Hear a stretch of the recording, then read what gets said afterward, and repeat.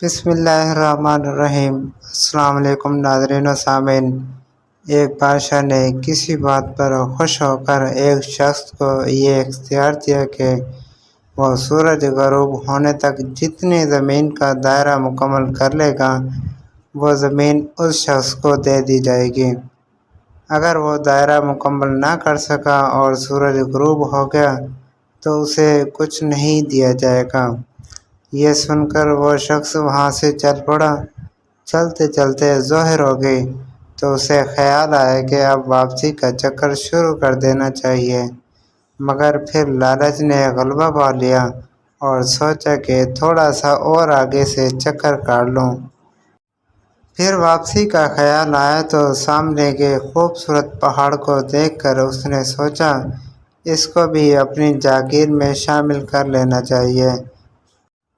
الغرض واپسی کا سفر کافی دیر سے شروع کیا۔ اب واپسی میں یوں لگتا تھا جیسے سورج نے اس کے ساتھ مسابقت شروع کر دی ہے۔ وہ جتنا تیز چلتا پتہ چلتا سورج بھی اتنا جلدی ڈھل رہا ہے۔ عصر کے بعد تو سورج ڈھلنے کی بجائے لگتا تھا کہ پگھلنا شروع ہو گیا ہے۔ وہ شخص دوڑنا شروع ہو گیا کیونکہ اسے سب کچھ ہاتھ سے جاتا نظر آ رہا تھا۔ اب وہ اپنی لالچ کو کوس رہا تھا مگر بہت دیر ہو چکی تھی۔ وہ ڈرتے ڈرتے اس کا سینہ درد سے پھٹا جا رہا تھا مگر وہ تھا کہ بس دوڑے ہی جا رہا تھا۔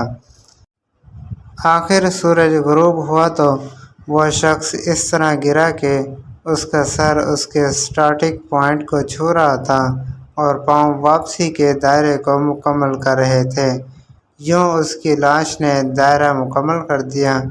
جس جگہ وہ گرا تھا اسی جگہ اس کی قبر بنائی گئی اور قبر پر کتبہ لگا دیا گیا جس پر لکھا تھا اس شخص کی ضرورت بس اتنی ساری جگہ تھی جتنی جگہ اس کی قبر ہے۔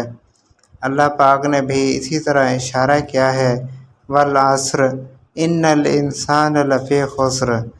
آج ہمارے دائرے بھی بہت بڑے ہو گئے ہیں، چلیے واپسی کی سوچتے ہیں۔ اللہ پاک ہمیں موت سے پہلے موت کی تیاری کرنے کی توفیق عطا فرمائے اور خاتمہ بالخیر فرمائے۔ آمین ثم آمین۔